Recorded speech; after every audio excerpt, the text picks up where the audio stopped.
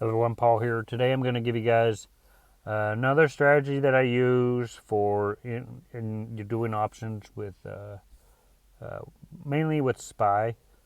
But I use it. You can use this for crypto, day trading, whichever way you want to do it.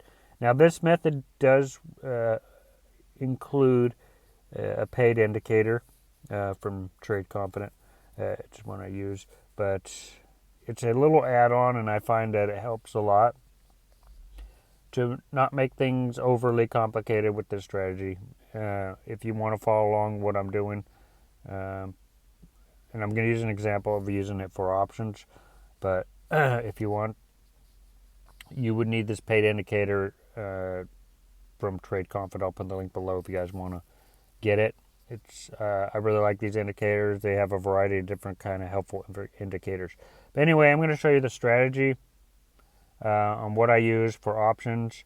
Now, what this strategy is I use the 1348 with this indicator, and it's like the only method I really need to kind of just confirm. Now, I've talked about the 1348 strategy before, so I'm not really going to go into detail about it, but it's a really effective crossover strategy. So what I basically use the buyers versus seller indicator is to confirm the direction of, if it's going to stay in that direction, pretty much. So what you want to do first is you want to look for the crossover at the 1348, which is, well, let's just use this one right here. And we see the crossover right here. So what you want to do, if you were to do an option, which right now it's too late because this is, if you did an option for this, it'd be too expensive. And I'm doing it on the hour, but you can also do it for 5 minutes. But I would have done, at the crossover, I would have done a option for a put for 363. So that's what I do. And what I use, the buyers versus seller, is as the option is going on, I check to see if the line is still going. It's going up. If you're looking for buyers, pretty much. You're looking for people to keep buying, to keep pushing the price up. The moment you see this line down here start dipping, you know that the price is going to start going down. But you can also keep your eye on the EMA. But I find that following the line of buyers and sellers is a good indication of when to get in and when to get out. So right here we see the cross. And if we look at the buyers versus sellers, we notice that it's trending, it's still going up. Right here we see the little dip. It predicts the dip. It predicts when people are selling, but it's still in the green. But then we see it go back up again.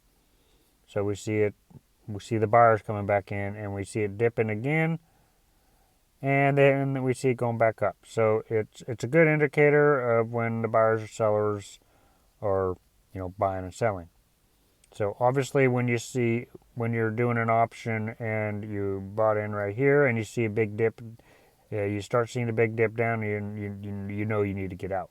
But I use this method just kind of for quick, you come in, you see the cross, and you see the buyers go up, and I probably would take my profit early. I probably wouldn't wait all this time.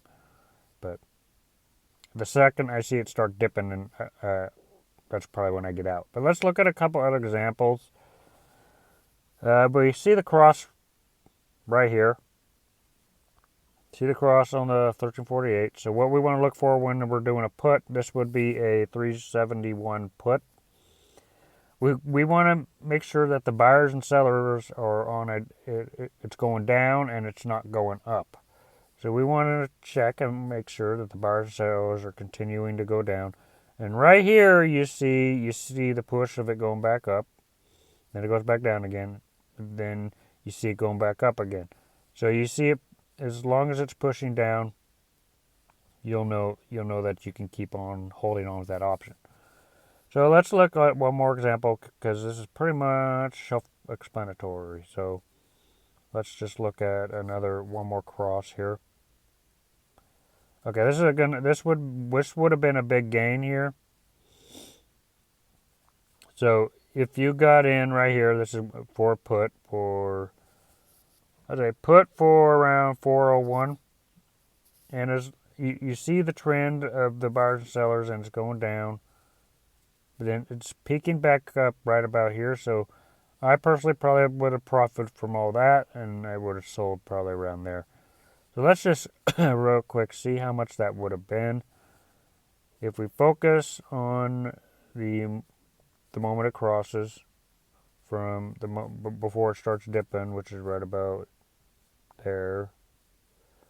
So that is a $17 price difference. So that move is $800. So yeah, that's a good move. Now, I could wait for it to go all the way down here, but I probably wouldn't have the patience for it to get in and out. Let's just do one more example. Let's find the next time that it crosses. There's the one right there. Crosses down. I would have done a 423 put. And this is very brief.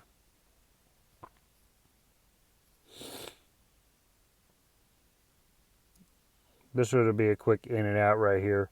So crosses right here. You can see that it on the buyers and sellers, it's going up and down. It's pretty much on a downwards trend right till about here.